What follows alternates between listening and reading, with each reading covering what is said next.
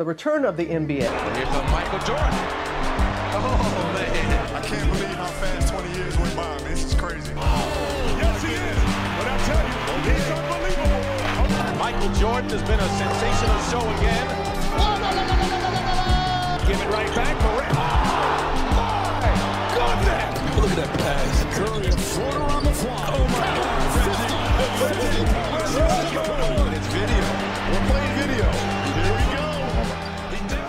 Hype Basket NBA sur Sport en France, 16e numéro. Déjà, la saison passe à une vitesse. On va prendre le temps de parler de la saison NBA, mais également on va essayer de parler un peu d'Euroleague et de la retraite d'une joueuse qui est passée par notre plateau, Isabelle Yacoubou. Très très gros programme. On va aussi également parler un petit peu des Lakers. C'est un certain LeBron James qui passe des records. 40 000 points pour LeBron.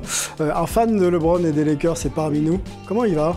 Ça va très bien, ça irait mieux si les Lakers avaient gagné la nuit dernière. Mais Anthony Davis dit souvent que quand LeBron passe des caps, souvent l'équipe perd. Ouais, donc qu'est-ce qu'il faut choisir? Virer Darvin Ham. Okay. Ah non, pardon, excusez-moi. Bon, ça c'est autre chose. Bon, LeBron, 21e saison, 40 000 points, c'est énorme, on va en parler bien sûr ensemble. LeBron non, mais les Bulls oui, toujours.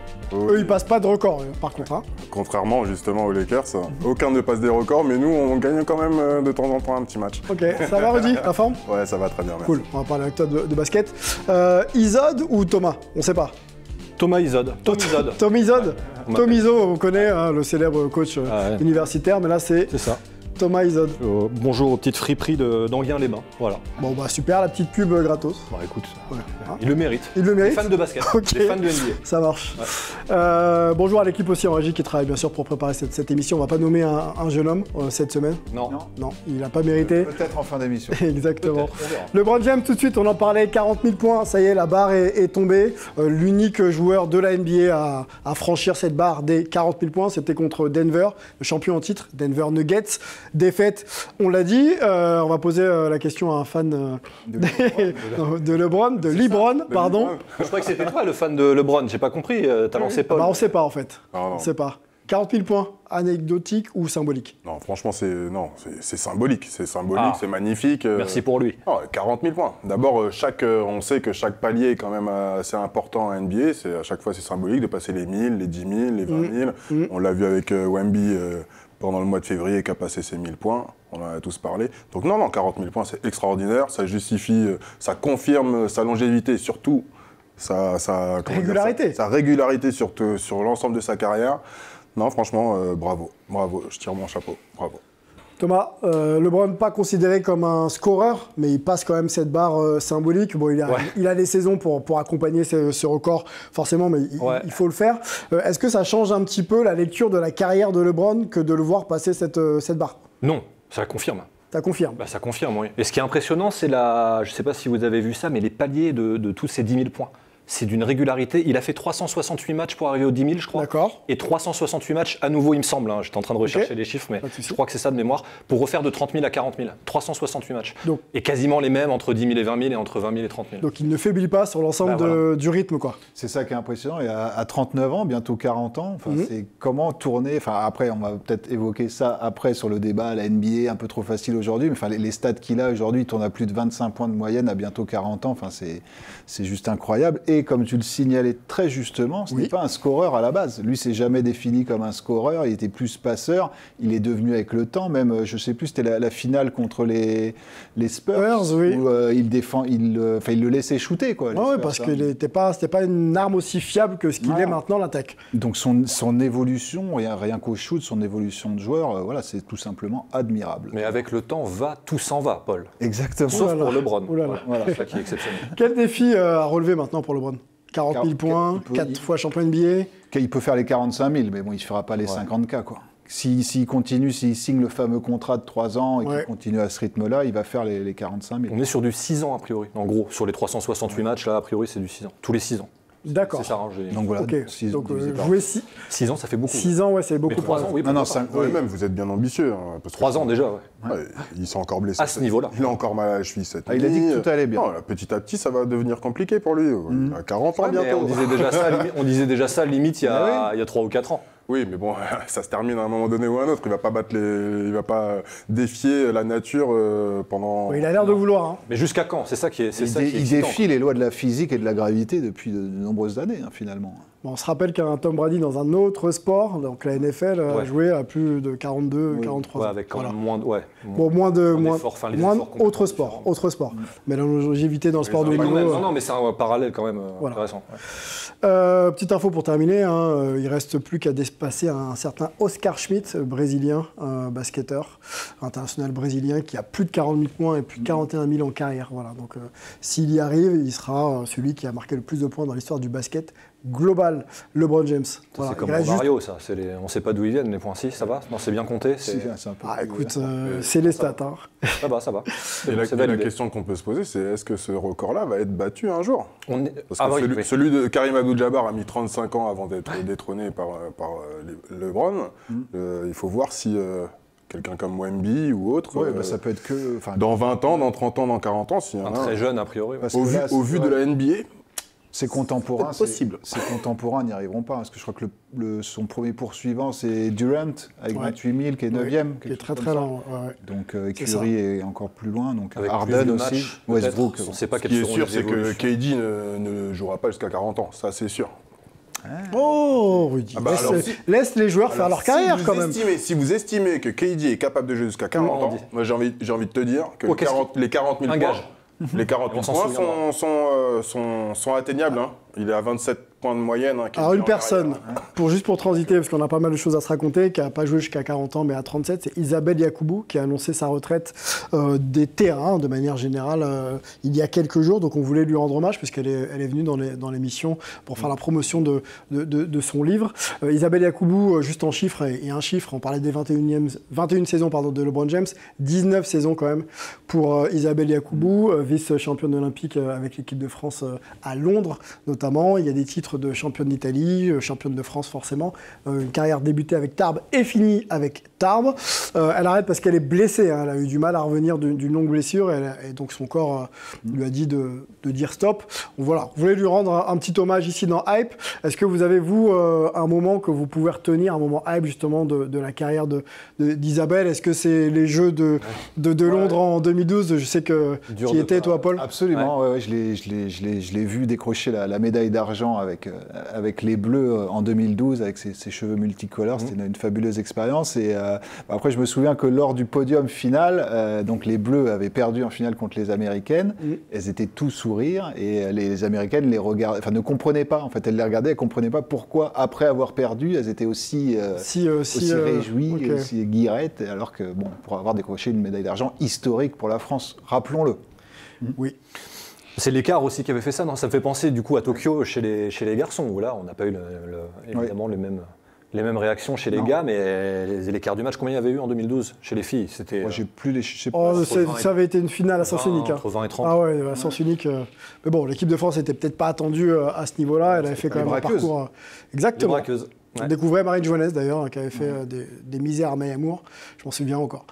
Rudy. Plus sur l'ensemble de sa carrière, et surtout en équipe de France. Et quand même, elle a participé à 5 médailles, quand même. Elle a décroché 5 médailles avec l'équipe de France, dont l'or en 2009 à l'Euro. Franchement, bravo pour l'ensemble de sa carrière. Moi, c'est ça que je retiens. Ok. Une retraite sûrement bien méritée et puis surtout préparée puisqu'elle était déjà en formation pour devenir intégrer le staff. Hein. Exactement, devenir entraîneur de haut niveau et donc intégrer le staff de Tarbes. Et il semblerait que ce soit la suite de sa carrière que de s'asseoir sur le banc à côté de François Gomez, l'un de ses coachs formateurs avec qui elle a passé pas mal de saisons victorieuses. Voilà ce qu'on voulait se dire donc sur Isabelle Yacoubou. On va rester en France et parler du basket français, en tout cas des Français dans le basket, dans le French Corner.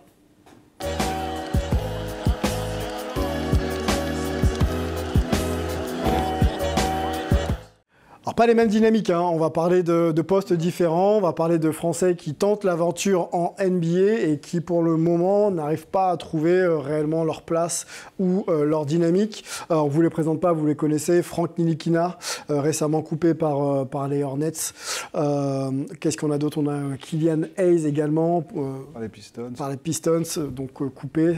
Et on a Théo Malédon, qui était arrivé aux Suns dans l'année et qui n'est plus un joueur des Suns. 3 joueurs draftés haut, en tout cas pour Ntilikina drafté 8, pour Killian Hayes drafté 7.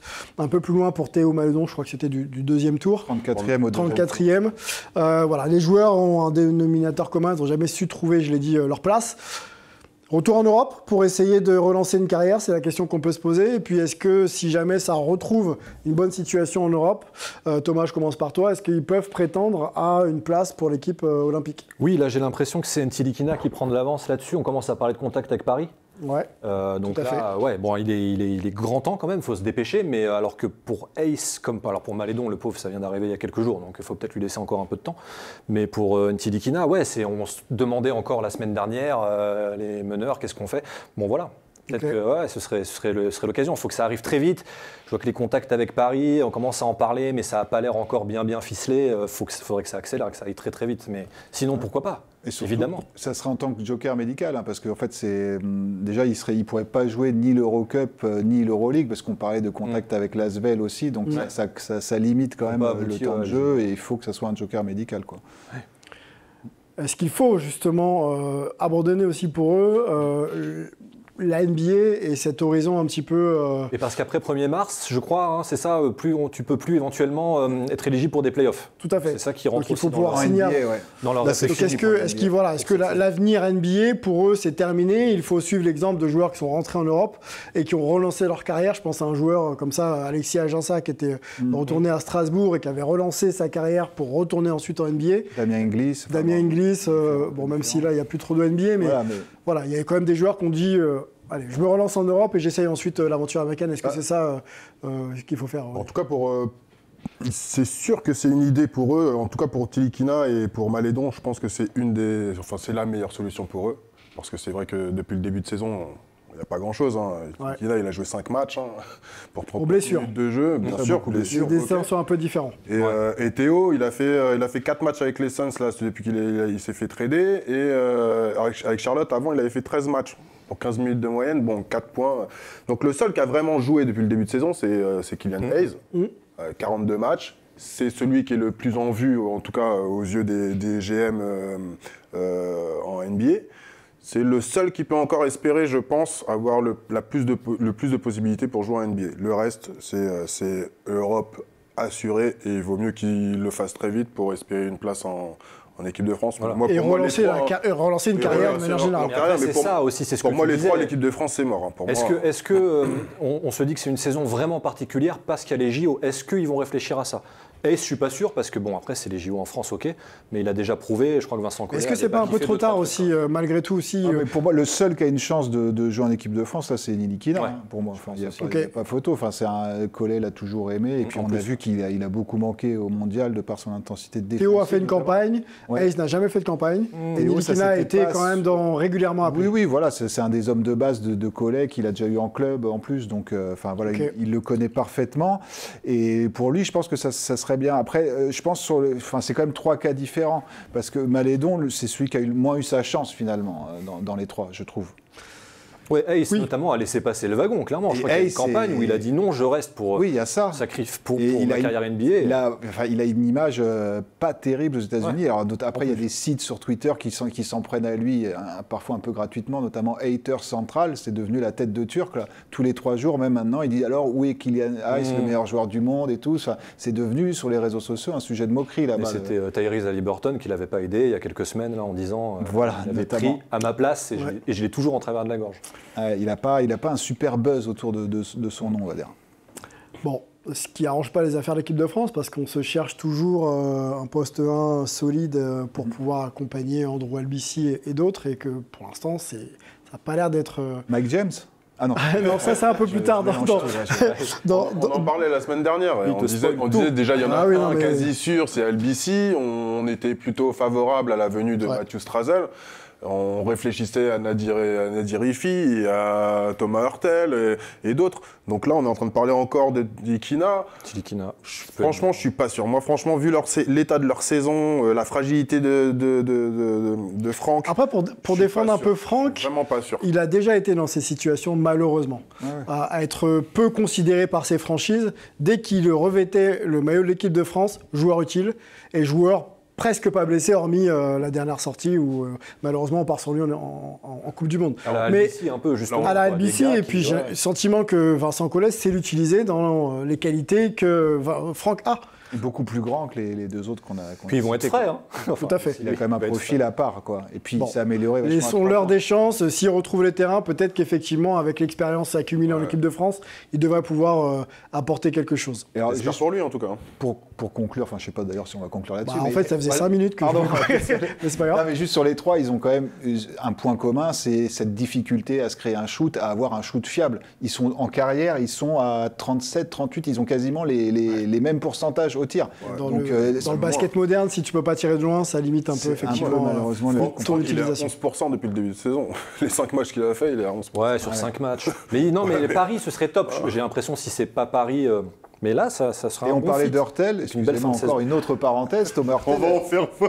Thomas Hurtel qui a annoncé peut-être, qui aurait été contacté par l'Asvel. Ah oui, non, mais Hurtel ne viendra pas chez les Bleus. C'est presque pas une info, Paul, je suis désolé. Non, mais je tenais à la rappeler, je remets sur la table. Très bien. Alors, on va arrêter là parce que j'ai l'impression qu'on perd un peu le fil de... Il faut laisser la chance, c'est la conclusion. Tout à fait, merci beaucoup pour cette conclusion. On va parler NBA et profusion de points, puisqu'il y a beaucoup de choses qui se disent, notamment dans l'évolution éventuelle des règles. Écoutez, on se lance dans un débat, c'est parti. Ah oui.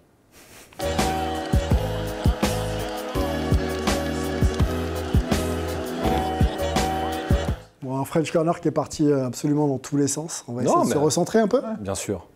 L'attaque pose question en NBA. Je ne sais pas si vous avez entendu la sortie de Trae Young qui explique qu'il est plus facile de scorer en NBA qu'en high school, voire même à l'étranger. Ah oui. Voilà. Donc on revient un petit peu sur cette déclat, même si on ne l'a pas, mais l'idée c'est de se poser la question de savoir si la profusion de points en NBA est due qu'au talent et au développement de talent des joueurs, ou s'il ne faut pas un peu réguler pour faire en sorte que les performances individuelles soient un peu plus méritées, entre guillemets. Petite stat, Golden State Warriors 2019, meilleure moyenne de points offensive donc en NBA avec 116 points par match. 5 ans plus tard, il se place 36e, on va dire.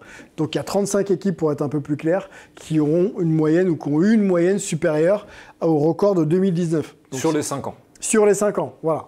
Donc, ce qui veut dire que ça marque beaucoup plus de points et beaucoup plus régulièrement. Sur une saison, on parle, sur une saison globale. Si on regarde juste cette année, il serait 15e aujourd'hui. Il serait 15e. Il serait 15e cette année, les Warriors. Est-ce qu'il faut faire quelque chose? Est-ce qu'on doit apprécier justement cette profusion de points, ou est-ce qu'il faut cadrer un petit peu le règlement, et notamment arbitral peut-être, pour avoir une profusion de points un peu moins importante et un jeu peut-être un peu plus respecté? J'ai envie de dire Trae Young, déjà, en tout cas, merci du scoop. Enfin, c'est bien, il y a un Américain qui s'intéresse à ce qui peut se passer éventuellement en Europe, s'il disait à l'étranger. Oui, c'est vrai. Merci du scoop, c'est plus difficile de scorer en Europe qu'en NBA. Doncic avait dit la même chose. Oui, lui, parce qu'il en vient. Est-ce qu'il faut faire quelque chose? Ou est-ce qu'on apprécie le spectacle et on se dit qu'on est dans un sport spectacle et qu'on ne peut plus revenir vraiment en arrière? Une société spectacle. Peut-être aussi. Le business, toujours le business. Non, mais Adam Silver, j'ai vu, disait... qu'il y a 20 ans, on se plaignait de l'inverse, et c'est pour ça qu'on avait changé. Voilà. Est-ce qu'on se plaint toujours pas un petit peu de ce qu'on a? Est-ce que toi... Je vais le citer rapidement. Il dit, j'ai cru que les années 90, une période où on pensait que le jeu était trop physique et qu'on avait retiré une certaine beauté esthétique. Oui, voilà, c'est ça, ouais. Moi, perso, je suis quelqu'un des années 90. Ça se voit pas. Je trouvais que... c'est gentil. Je trouvais que le jeu était très, très joli et bien plus beau qu'aujourd'hui. Je ne sais pas ce qu'il veut entendre par là en disant esthétique. Non, mais c'était les défensifs, le jeu défensif et qui se font casser. C'était ça qui les. Ouais, mais quand ils passaient, les gars, moi je me souviens, Iverson il passe, Jordan il passe, il y en a, on a eu Shaq, on a eu Hardaway, on a. Et le All-Star Game ressemblait à quelque chose. Et le All-Star Game, on en revient un peu à ce qu'on disait la semaine dernière. Donc on a eu autant de joueurs très bons, les Kobe ou autres, qui arrivaient à passer ces défenseurs-là, à changer de main en l'air. Donc ce qu'on voit aujourd'hui en termes de spectacle, on l'avait aussi avant, mais il y avait une plus d'adversité et plus de contact autorisé, sûrement. C'est peut-être là où...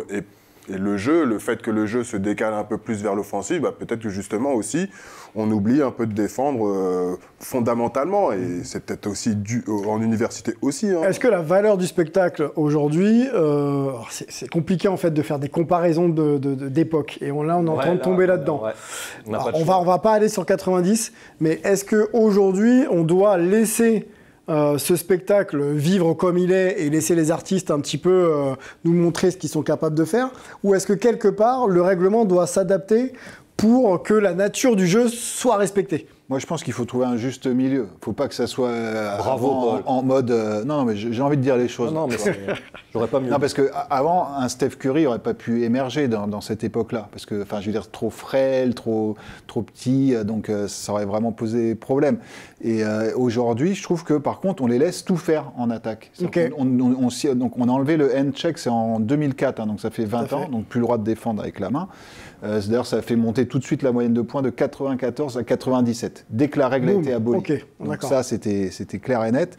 Et je trouve qu'on laisse trop les attaquants faire ce qu'ils veulent, et le moindre petit contact en défense est sifflé. Et d'ailleurs, les attaquants en jouent énormément, en allant provoquer la faute, en ayant cherché, en se jetant finalement sur son défenseur pour obtenir 2 ou 3 lancers. Et c'est ça, à mon avis, qui cherche à abolir, avec les différentes règles sur le flopping. Ils essayent de modifier ça, mais ça va être très compliqué. Il n'a pas l'air parti pour, en tout cas. Adam Non. Il veut faire des ajustements quand même, c'est ce qu'il dit. Non, mais ça vient des joueurs. Ce qui est très intéressant, c'est que les joueurs commencent à noter qu'il y a une forme de facilité déconcertante à jouer en NBA, là où on se dit tous que c'est la meilleure ligue du monde, et qu'en Europe, le jeu est pratiqué de manière différente, quoi. L'Europe progresse, rattrape, en tout cas sur le niveau peut-être la NBA. Mais pour que la NBA continue à progresser, est-ce qu'il ne faut pas recadrer, encore une fois, je reviens sur ma question, et permettre aussi aux joueurs de performer d'une manière un peu plus traditionnelle? Si on pouvait appliquer les règles dans un premier temps, déjà, sur les marchés, les portées de balle, ça serait pas mal. On l'a encore vu avec Jalen Brown. Je ne dis pas ça parce qu'il joue aux Celtics, mais sur la même action, il fait 3 portées de balle à 2 mètres de l'arbitre. Et LeBron, il n'est pas sanctionné, Thomas, vous vous rendez compte? LeBron, il n'en fait jamais. Non, mais écoutez, c'est pas le sujet. C'est pas le sujet. Bon, on avance un peu dans notre discussion, on reste un petit peu sur la dimension un petit peu du jeu. Un ancien NBAer, Gilbert Arenas, qui a un petit show aux États-Unis et qui s'amuse de temps en temps à déclarer des choses inintéressantes, voire inintelligentes, on va le dire ici comme ça. C'est exprimé justement sur la nature et l'évolution du jeu, et notamment l'aspect défensif. On a une déclaration qu'on va vous lire. Il faut que la Ligue se débarrasse des Européens. Les joueurs doivent aller à la fac pour apprendre à défendre. Dans quelle fac vont les Européens? Ils n'y vont pas. Ils ne sont pas athlétiques, pas rapides. Ils ne sautent pas haut. Et ce sont des points faibles en défense. Voilà. Première déclaration. Il y en a une autre. Cibler les Européens pour expliquer qu'en NBA on ne défend pas, est-ce que c'est audible ou pas? On va se poser cette question, d'accord, pas d'accord. J'ai l'impression que personne ne va être d'accord avec la déclat d'Arenas. Ouais, je vous laisse la lire, parce que c'est un peu long, mais moi, déjà sur la première, est-ce qu'il y a des raisons d'entendre quelque chose dans les propos d'Arenas ou pas du tout? À l'inverse de Trae Young, voilà un qui ne regarde pas évidemment le basket européen. Enfin, c'est vrai que là, c'est lunaire. Okay. Donc, je ne sais pas si on allait en parler, mais de toute façon, Kevin Séraphin a répondu sur Twitter, notamment, à le qualifier de Donald Trump du basket. Ouais. Ah oui, forcément, c'est l'image que ça donne. Justement, je trouve que c'est on ne peut pas trop décorréler ça de l'arrivée des Européens. On en parlait la semaine dernière sur le All-Star Game. Ce serait hyper intéressant d'avoir les Européens contre les Américains, et peut-être qu'il leur faut des coups de pied, quoi, justement. Les Européens battraient, parce que les Européens arrivent avec justement du jeu FIBA. Et je sais pas, je pense que si les Européens jouaient à leur niveau contre les Américains, la sélection des Européens, potentiellement, on pourrait être avec des joueurs qui en plus savent défendre, face à d'autres au contraire. C'est tout l'inverse de ce que dit Arenas. Je veux dire, qui va le défendre sur ce plateau? Paul, peut-être? Rudy? Non? Non, alors écoutez, déjà précisons une chose. Vous avez déjà regardé cette émission, c'est un peu le café du commerce. Oui. Là, par exemple, hier, dans l'émission d'après, il parlait du plus gros rat du monde aperçu dans le métro new-yorkais. Donc c'est plus intéressant. Voilà, limite plus intéressant. Oui. Donc ça parle vraiment de tout et de rien, ça dérape. Et la manière dont il l'a dit, c'était plus d'une manière sarcastique. C'est ce qu'il a défendu après, sans convaincre grand monde, je vous l'accorde. Mais sinon, non, il est indéfendable. On précise que cette déclat ne visait pas Giannis Antetokounmpo ni Rudy Gobert. Mais il n'a pas cité Wemby dans les meilleurs défenseurs. Voilà, mais bon, trois des meilleurs défenseurs de joueurs, l'NBA. Exactement. On a juste un petit Français donc, qui est en lice pour être 3 fois meilleur défenseur de l'année. 4 fois déjà 3 et 4 fois meilleur défenseur de l'année. C'est ridicule. Oui. Moi, je pense que c'est ce qu'il cherchait, évidemment. Il cherchait le buzz, à la limite de la xénophobie, ils lui ont reproché ça. Le Donald Trump du basket. On le sait déjà, il avait fait une déclaration il n'y a pas très longtemps. Pareil, il est tout le temps à côté de... C'est bon, je pense qu'il est là pour faire des déclarations, juste pour faire le buzz. Il nous fait parler en même temps, ça réussit. Ça, voilà, mais c'est pas... Bon, après, on est là pour ça. Oui, non, mais c'est pas inintéressant, au final, sur le fond. Si on réfléchit correctement, si on regarde juste les moyennes de points, que ce soit en Europe, que ce soit à la fac, quand il prend tous les exemples qu'il prend, même on va en G-League, les moyennes de points sont plutôt raisonnables en termes de... Il n'y a qu'en NBA où ça flambe. Donc finalement, ces mêmes joueurs-là qu'on retrouve en NBA, à la fac ou ailleurs, ils sont NBA, ils sont draftés, ils sont NBA, et au final, ils défendent plus. Donc je ne suis même pas sûr que ça soit vraiment cette raison-là. Pour revenir sur les Européens, sur les 10 dernières années, 5 meilleurs défenseurs, c'est des Européens. Il y avait Giannis, Rudy, il y avait Joachim Noah à l'époque, il y a qui d'autre? Il y a Marc Gasol. Là, on est en train de réfléchir, on constate que Wemby, il est à un niveau supérieur aussi défensivement. Ça se trouve, il peut prétendre au Deep. C'est que des Européens. Les 3 meilleurs joueurs et la plus grande révélation sont européens. Donc, c'est des déclarations juste pour faire parler. Pour faire le buzz. Et il réussit à nous faire parler. C'est génial. On va pas en parler trop. Embiid est américain maintenant. Alors, on peut plus l'intégrer, je dis, dans les Européens, au moins dans les non-américains. Tout à fait. On va pas en parler très longtemps de cette déclare. On est tous OK sur le principe que ça concerne absolument pas la nationalité. Et que, le fait d'être compétent ou incompétent. Inspiré de l'Europe. Tout à fait. Bien son surnom, justement, d'agent zéro. Tout à fait. Ouais, justement, quand on voit que là, il parle de la fac, il fait des comparaisons, la fac, il fait des comparaisons avec l'Europe. Je suis désolé, justement, tous ces joueurs-là, là, ils font quoi quand ils montent en NBA? Ils arrêtent de défendre. Donc, c'est quoi? C'est les systèmes en NBA? Est-ce que l'esprit du jeu des coachs NBA Ne revenons pas sur un débat qu'on vient de faire, parce qu'il y a effectivement peut-être des choses qui évoluent quand on arrive en NBA. Non, on parle de règles. Mais tu t'adaptes forcément. C'est uniquement les règles. Je pense qu'il y a peut-être aussi un état d'esprit, tu vois, un esprit du jeu qui est porté uniquement vers l'attaque, moins vers la défense. Les coachs défensifs, on les connaît sur le bout des doigts en NBA. Donc je pense que ça aussi fait que les joueurs aussi, ils Alors n'oublions pas quelque chose, Rudy Paul Thomas, c'est que bon, c'était dit et partagé aussi dans plein de médias qui traitent le basket américain, c'est qu'il est difficile de tout couvrir défensivement maintenant, tant les règles permettent aux attaquants aussi de se mouvoir sur le terrain. Donc on ne peut plus couvrir tout. Exactement. Cette déclaration est perverse, monsieur. Bon. Non mais c'est vrai, parce qu'on est en train de faire passer ça sur les Européens, alors qu'au contraire, la NBA pourrait peut-être nous tuer nos Européens. Même. Bon, j'exagère. Marche sur la tête. Mais voilà, bon, suffit. On verra au JO peut-être. Je pense qu'on est tous d'accord. On arrête là? Ouais, parce qu'on marche. Débat. Non, on va continuer un petit peu. La culture du basket, ça vous intéresse ou pas, à New York? Ah oui. Bon, on a demandé à Emeric, qu'on n'avait pas vu depuis très très longtemps, Emeric Parker, qui est notre insider du côté de New York, d'aller voir un petit peu l'expo de Spike Lee à New York, et il nous en a fait la visite. On regarde tout ça ensemble. Bonjour à tous, bienvenue dans la chronique fraîche. Aujourd'hui, je vous emmène au cœur de New York, enfin plutôt au cœur de la culture new-yorkaise. On va aller voir une exposition à Brooklyn sur le réalisateur de génie, le réalisateur new-yorkais parmi tant d'autres, mais celui-ci vraiment il est important pour moi, Spike Lee. Eh bien c'est parti, c'est maintenant. Ça faisait longtemps que j'étais pas venu un petit peu titiller Hype et sa bande. La chronique fraîche, c'est maintenant. Allez, c'est parti pour cette exposition Spike Lee au Brooklyn Museum. L'exposition est divisée en plusieurs chambres, plusieurs parties. Histoire noire et culture pour la première, famille, Brooklyn, cinéma, musique, sport. On va essayer d'arpenter un petit peu l'exhibition tous ensemble. Extrait bien évidemment de Spike Lee et du film Malcolm X avec Denzel Washington. Et puis là vraiment de belles pièces. Un portrait là à l'huile de Malcolm. Le drapeau américain mythique brûlé avec le signe du X. Puis un artiste du Ghana qui s'appelle Babs. Qui a fait cette magnifique pièce là. Splendide. Une partie sur la ségrégation aussi importante. La ségrégation se termine en 1964 aux États-Unis. Spike Lee étant né en 57, il a vécu tout ça jusqu'à ses 7 ans. Ça a marqué profondément beaucoup d'Afro-Américains, bien évidemment, mais également ce réalisateur de génie. Direction la deuxième pièce, Family. On va découvrir un petit peu d'où il vient, avec son père qui était un musicien de jazz et sa mère qui était une actrice. Alors toutes ces photos sont extraites de sa collection personnelle, bien évidemment. Les maillots dédicacés, les artefacts. Une grosse collection qu'il a présentée pour cette exposition ici au Brooklyn Museum. La partie new-yorkaise maintenant. Brooklyn Baby. La dédicace obligatoire du maître. Le Jésus noir Michael Jordan. Qui dédicace quand même My Very Best à Spike Lee. Donc le quartier de Spike Lee à Brooklyn, c'est Bedford-Stuyvesant. On appelle ça Bed-Stuy ici, Do or Die. Et on va vous parler donc du film en premier dans cette salle, Do the Right Thing, avec plusieurs costumes d'anthologie, notamment le maillot de Jackie Robinson, porté par Mookie, le personnage joué par Spike Lee. C'est son 3e film. Il a malheureusement pas été nommé à l'Oscar du meilleur film cette année-là. C'est un peu une honte. Face à une magnifique pièce aussi là qui représente Radio Raheem.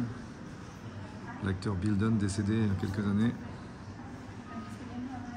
Super photo aussi avec Giancarlo Esposito. Les marches comme d'une brownstone, ces fameuses maisons typiques de New York qu'on retrouve à Harlem ou à Brooklyn, à Bedford-Stuyvesant. Un canevas costaud là face à vous avec 40 acres and a mule, le 40 et le A là, qui veut dire 40 hectares et une mule, chose qui était promis aux Afro-Américains émancipés à la fin de l'esclavage en 1865, pardon. Jamais donné bien évidemment par le gouvernement américain. Et là vous voyez tous les films, tous les acteurs, toutes les inspirations de Spike Lee face à vous, avec une dédicace bien évidemment à Michael Jordan pour ce crossover culturel grâce à la Air Jordan. À partir de la Air Jordan 3 et Air Jordan 4, Nike fait appel à ce jeune réalisateur de génie pour réaliser ses pubs. On a bien évidemment Denzel Washington en haut qui est représenté sous les traits de Malcolm X, une dédicace à Kobe Bryant. Bref, la liste est longue, mythique.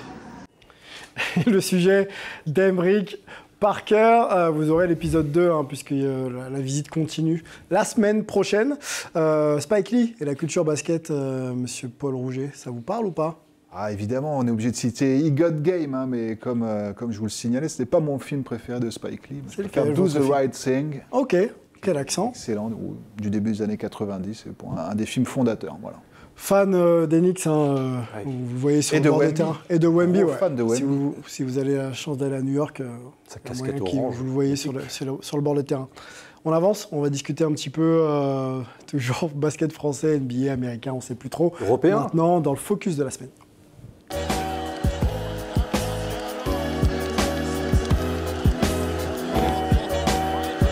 Focus sur une future légende de l'Euroleague, Mike James, qui devrait dépasser un certain Vassilis Spanoulis et devenir donc le meilleur scoreur de l'Euroleague. Il lui reste au moment où on enregistre 12 points à marquer. Donc ça devrait se faire, une moyenne de 19 points sur cette saison en Euroleague. Voilà, vous voyez un petit peu la fiche de Mike James. Donc 358 matchs, 4455 points. Qu'est-ce qu'on a ça, c'est pour Vassilis Spanoulis, pardon. Donc, pour Mike James, c'est 4 points. C'est marrant, ça. 4444 points en 270 matchs. Nando De Colo est 3e. On peut quand même le noter, la star et la légende française donc dans ce classement. Mike James devrait passer donc devant Vassilis Spanoulis. Je vous l'affirme. Ça va se faire, pas de souci. Dans quelques minutes. Dès le match du soir contre l'Étoile Rouge. Ouais, exactement. Est-ce qu'on ne pourrait pas se poser une question? Alors, c'est un peu tiré par les cheveux, mais on a appris que la Lettonie avait eu envie de faire venir Mike James dans son équipe nationale pour la Coupe du Monde 2023. Mike James étant un joueur de Monaco depuis 2 saisons maintenant, si je ne dis pas de bêtises. Je n'en dis pas. 3 2021, non? Ouais, j'aurais 3 dit saisons 3, mais ouais, allez, on va dire 3. Allez, je vous fais confiance. 3 saisons de Mike James. Sinistré au poste 1, est-ce qu'il ne faut pas oser la naturalisation et demander à Mike James de faire partie de l'équipe olympique? On peut ouvrir aussi ce débat de la naturalisation, parce qu'on a eu Embiid il y a quelques temps dans les discussions. Beaucoup de naturalisés américains arrivent en Espagne, arrivent en Bulgarie. Très facile en basket. Des choses comme ça. En basket, ça a l'air d'être assez simple. Basket, hand. Non, mais ouais, basket, hand, c'est un peu plus facile qu'en foot. Bon, après, ça dépend les sports et les pays. parfois, Alors, comme tu disais, mais- pour ou contre, là, on se fait un vrai d'accord, pas d'accord. Mike James, naturalisé, donc intégrable ou sélectionnable en équipe de France. Rudy, Pas d'accord. pas d'accord? Paul, Moi, j'étais pour Embiid, donc aussi pour Mike James. Pour Mike James. On est des citoyens du monde avant tout, Sylvain. très bien. Oui, oui. Pour, contre. Du coup, si je dis j'ai pas d'avis, ça va, c'est entre les deux. Mais s'il faut défendre un On peu. veut faire un d'accord, pas d'accord. En fait. Ah, je dirais quand même pourquoi pas. De toute Ah, façon, très pourquoi bien. c'est plus bête que les autres. Hein alors, Ouh là là, Rudy, ça... t'es prêt? T'es chaud? Tu veux commencer ou pas? Ah, on se fait un d'accord, pas d'accord? Bah oui, oui. Oui. Allez. Si la régie est prête, on va se le faire. Pareil, à 45 secondes d'argument. Et puis Paul, tu trancheras après avoir écouté Thomas. Très bien. mais c'est Rudy qui commence. C'est Rudy qui commence. Ah, je commence. Ok. Allez, quand tu veux. Alors non, pas besoin de naturaliser Mike James. Je pense qu'on a ce qu'il faut en équipe de France. On a commencé à faire un débat tout à l'heure. Enfin, même la semaine dernière, on l'a commencé justement avec Strazel, Albici. Et là, on a continué avec Tikina, Théo Malédon et autres. On en oublie Hurtel qui est aussi sur la tangente avec les... Non, c'est bon, ça suffit. Mike James, c'est un super joueur. Il n'y a pas à dire. Super joueur d'Euroleague. Il va le prouver ce soir. Il va battre des records. C'est génial, mais en équipe de France, on a ce qu'il faut. On a une superbe formation, on a des meneurs à tir larigot. Il faut juste qu'ils soient prêts, les gars, pas blessés, et il n'y aura pas de soucis. Voilà. Ok, Oui. À moi. vas-y. Ah, il y a un bug. Ah, bravo. Oui, mais alors c'est ce que tu viens de dire. C'est que justement, il faut qu'ils soient prêts, pas blessés. Ils sont pas prêts, ils sont blessés. Donc, bon, après, sur l'idée, je suis pas forcément fondamentalement pour. C'est vrai que c'est un peu abusé, comme disent les jeunes. Mais bon, pourquoi pas? Pourquoi est-ce qu'on n'en profiterait pas, je veux dire, pour un événement aussi important? Bon, c'est vrai que c'est une question. C'est une question forte, Sylvain, que tu me poses là. Ouais. Mais pourquoi pas. Après, ce serait bien de l'interroger sur le sujet, d'aller très vite s'il faut, parce que pourquoi pas, si on en parle, je voudrais que le projet se fasse tout de suite. Enfin là, on est sur éventuellement une mission commando, quoi. Est-ce que ça l'intéresse? Est-ce que... oui, mais moi je dirais justement, non, on a, comme tu dis, on a un gros trou au poste 1, là, pour dans 3 mois, et on a une petite compète importante, tu vois. Donc si jamais, pourquoi pas? Puisque beaucoup d'autres le font. Pourquoi pas nous? Pourquoi pas? Ok. Ton dernier mot? Oui, j'attends mon On attend le buzz. buzzer? On peut finir avant, il n'y a pas de souci. Paul, la question, on va essayer de mettre 2 angles dans cette question. Le critère sportif versus la position qui n'est pas occupée pour l'instant par un meneur, on va dire, d'expérience ou valide. Est-ce que ça s'entend de proposer Mike James, en tout cas de faire que Mike James puisse être sélectionnable? Et puis le critère, un petit peu, le droit du sol, quoi. Oui, oula. Sujet au Combien?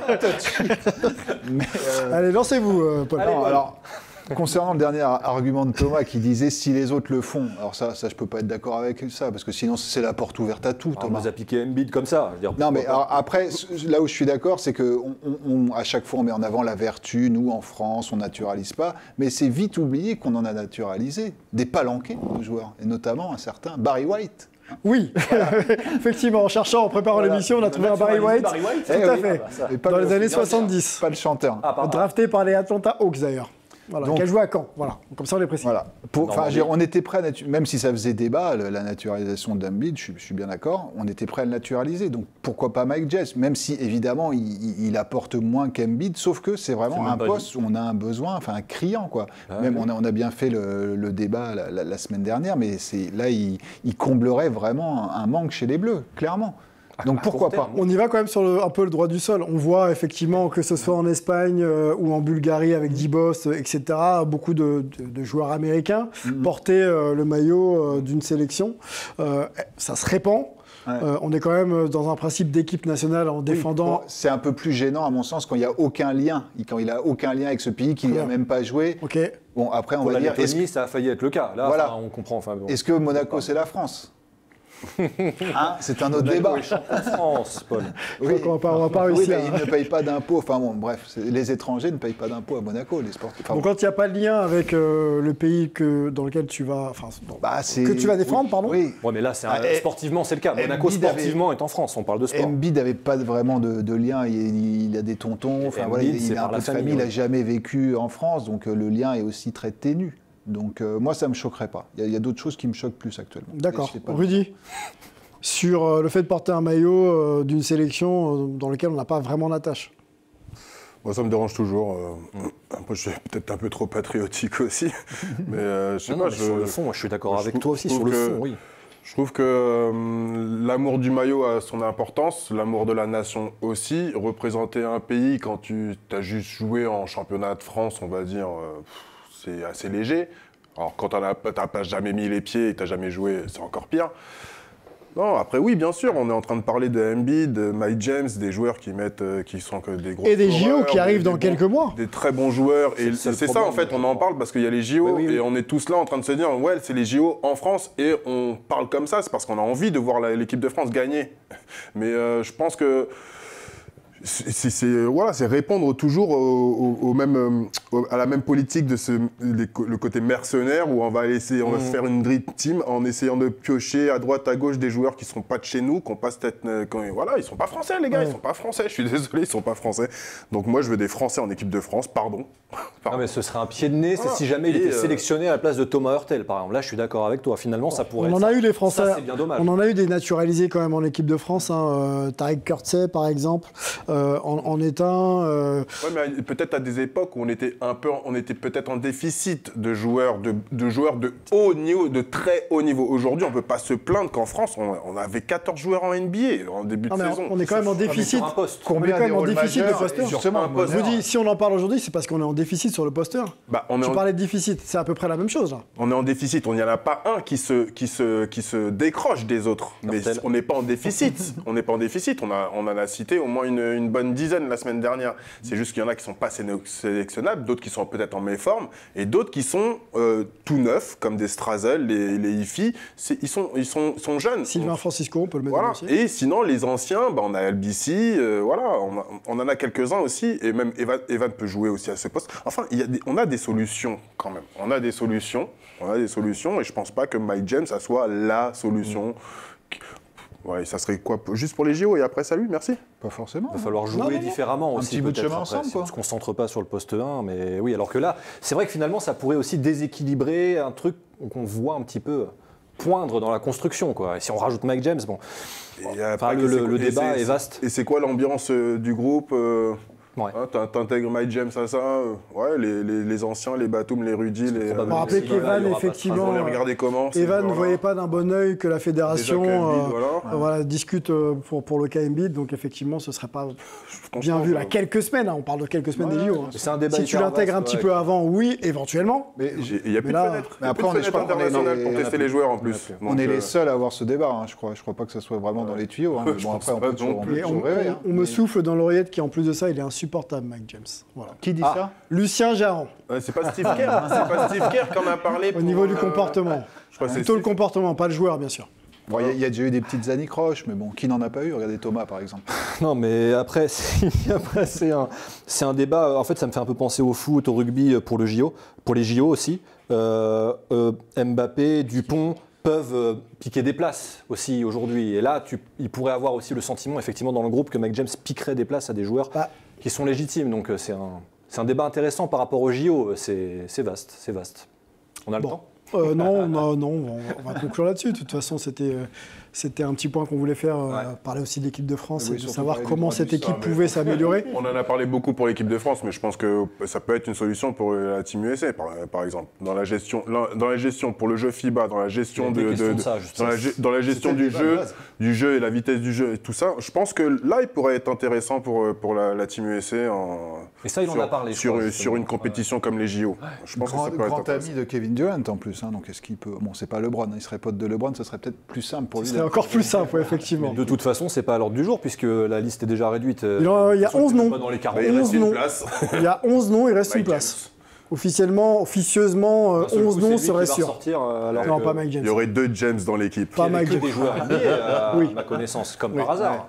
T'imagines s'ils vont chercher, alors avec tout ce qu'on entend sur les Européens, s'ils vont chercher un Américain qui joue en Europe, c'est le crime de lèse-majesté. Pas sûr qu'ils le fassent. Hein. C'est une discussion un peu entre nous que l'on se fait. Il en faut. Allez, non, mais c'est intéressant. Et eux, se la poseront pas. C'est bien dommage pour eux. Quelqu'un qu'on espère avoir en équipe de France et qui est français. Wemby. Il mesure 2,24 m, c'est Wemby. On se fait un petit Wemby là ensemble?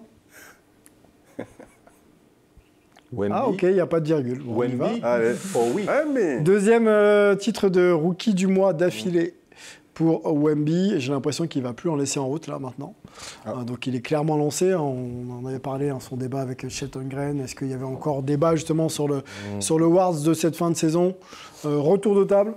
Ce qu'on a vu là, est-ce que ça met encore un peu plus de garantie sur le fait que ce soit le Rookie of the Year? Il a mis vraiment, il a écrasé la concurrence. Et puis on a vu notamment des podcasteurs comme l'ancien joueur JJ Redick qui a présenté officiellement ses excuses pour avoir dit autour de Noël qu'il voyait Chet finir Rookie de l'année et pas Wemby. Mais enfin là, ça y est. Les conclusions hâtives, toujours. Alors que nous, c'est pas du tout notre genre. C'est pas notre cas, non. C'est pas notre genre. Non, on fait beaucoup de choses, mais pas ça. Voilà. Et puis évidemment, le contre, c'était jeudi soir, donc ça rentre dans notre période. Hein. Ah oui, ça va. Bah voilà, tout est résumé. Les stats de Wemby, on vous les affiche comme chaque semaine. Ça fait sourire Rudy. Je me suis lancé encore sur la sélection de tirs. Hein. Tu sais, c'est à chaque fois la même question. Donc quasiment 21 points. Le pourcentage continue d'augmenter. Hein, 46,9, 10,3 rebonds. Et les contres aussi, c'est en augmentation légère. Et depuis le mois de février, c'est incroyable parce qu'il est à plus de 40% à 3 points depuis début février et il est à plus de 4,4 comptes par match. Là, c'est juste abracadabrantesque, hein, si je peux me permettre. Ouais. Toujours pas on n'a pas le bilan collectif, mais ça gagne pas plus. Il n'y a que 13 victoires. Ça gagne un peu plus quand même. Il y a eu 2 victoires sur 3 cette semaine. D'accord. De jeudi à jeudi. Très bien. En tout cas, sur le mois de février, parce que pour moi, la semaine, c'est du jeudi au jeudi. Ça a été, très bien. Mais sur l'ensemble de l'évolution collective, il n'y a pas encore un réel impact, même si c'est mieux quand même dans les victoires. Franchement, si. Ouais, le mois de février, on n'a pas vu cet impact-là, enfin l'impact que Wemby avait sur le jeu collectif des Spurs, parce que c'était cumulé par des défaites. Ouais. Mais là, justement, depuis le début du mois de mars, il n'y a que 3 matchs, hein, mais sur les 3, ils en ont gagné 2. Hein, ils ont perdu avant-hier Contre qui, Thomas? Ok, ici, Indiana. Quand même. Ouais.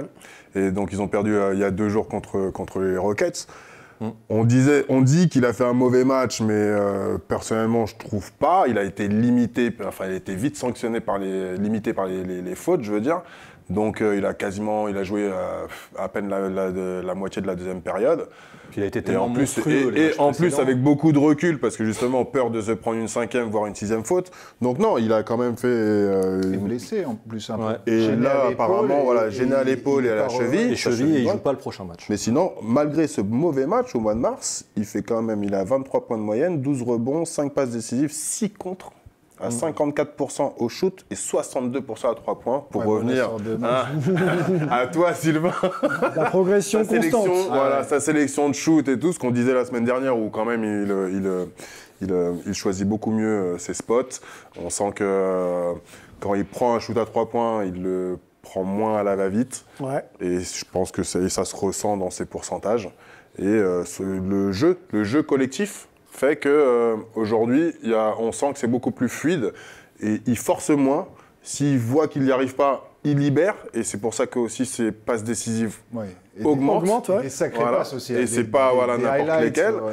Et ses coéquipiers aussi, pareil, ils le cherchent en premier, en bonne position. S'ils n'y arrivent pas, on voit que le jeu des Spurs tourne bien. Franchement, c'est une des meilleures équipes. Avec lui, pour le coup. Oui, de mieux en mieux avec lui. Et de mieux en mieux avec lui. Et c'est une des meilleures équipes en NBA aux passes décisives. Hein. Je crois que c'est la 3e ou 5e équipe en NBA au niveau des passes décisives. Donc, ça veut dire que le ballon circule bien. Et défensivement, les contres, je crois qu'il y a une stat intéressante sur les contres. Là, j'ai 6 contres là, en moyenne déjà sur le mois de mars. Mais il est, depuis la mi-févririe, il est à 5 contres de moyenne. Ouais. Là, le dernier match, il fait 11-10, mais 7 contres aussi. D'ailleurs, sur ces contres, il y en a énormément où il conserve le ballon. En tout cas, il garde le ballon. Ce qui a signalé notre chroniqueur Benjamin Moubèche. Hein, Benjamin qu'on salue d'ailleurs. Qui l'a signalé avec beaucoup d'acuité, en disant que notamment sur Sengun, il le contre 5 fois et 5 fois il garde le ballon. Quoi. Donc c'est-à-dire que c'est pas seulement contré, tu l'envoies dans les tribunes, c'est-à-dire que tu gardes le ballon et ça te fait... et puis quel contre à quel moment, encore une fois, j'insiste sur ce match contre OKC, l'image a fait le tour, si ce n'est du monde du basket.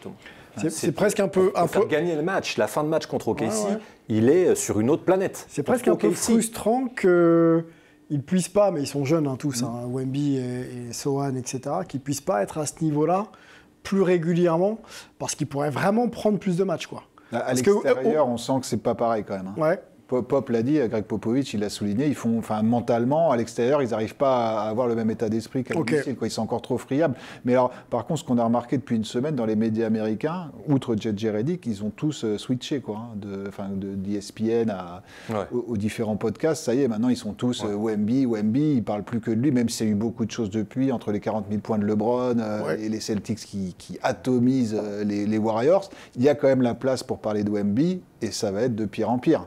Mais il le montre, il est leader d'équipe déjà maintenant. Enfin, ce match contre OKC en début de saison, il le gagnait probablement pas quand même. Ouais, ok. Il a été. Rookie of the Year, c'est bon ou pas? Sûr. Bah, ça a l'air. Ah, mais c'est sûr. On se positionne, on fait aussi Franchement, moi, c'est petite c'est le titre de Deepoy, moi, Non, mais alors ça, tu peux Certains pas. en parlent. Moi, Moi, j'ai du mal avec ça. Alors, même si c'est le meilleur défenseur, tu as un tel bilan collectif que c'est compliqué. Bah, c'est juste ça qui lui met. Les arguments de Draymond Green. Parce que oui, peut-être. J'ai été regarder rapidement, j'ai quand même été regarder. Draymond Green a dit ça. Il y a les stats, les stocks. Donc c'est les stocks, c'est les interceptions plus les contres. Il faisait ses courses chez Stock à l'époque. Il est à 265, donc cumulé 265. Et Rudy Gobert, donc, qui est le favori. Contre et interception compris. Donc en contre, il a 192 contre, 73 interceptions. Rudy, il a 163 au total.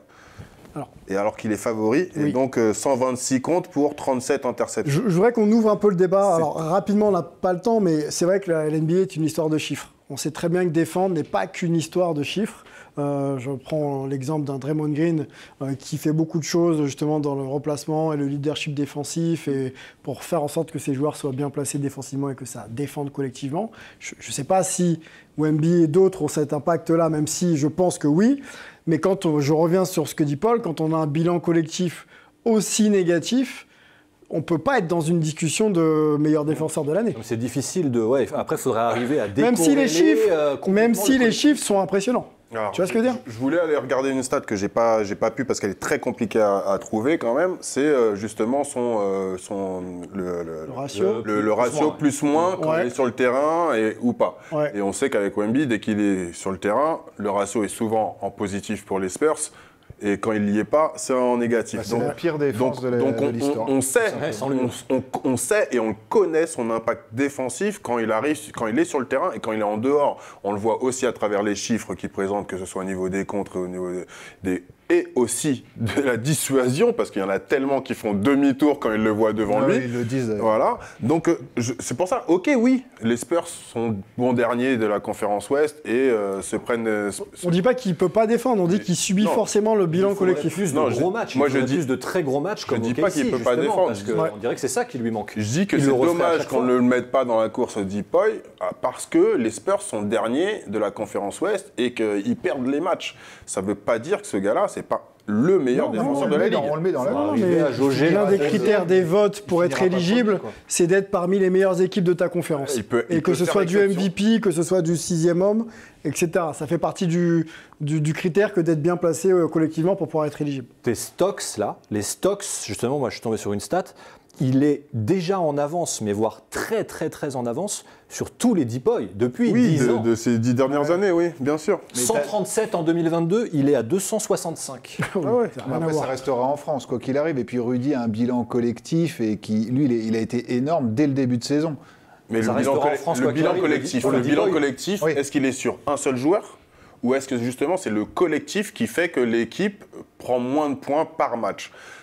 Un joueur, tu as un gros défenseur qui te permet de maintenir cette intensité collective et défensive sur tout l'ensemble d'un match, mais tu as quand même tout un collectif qui travaille sur ce jeu défensif. Aux Spurs, on voit bien que ce jeu défensif-là, quand il n'y a pas Wemby, c'est quasiment inexistant. Et c'est ça qui montre le côté Deepoy.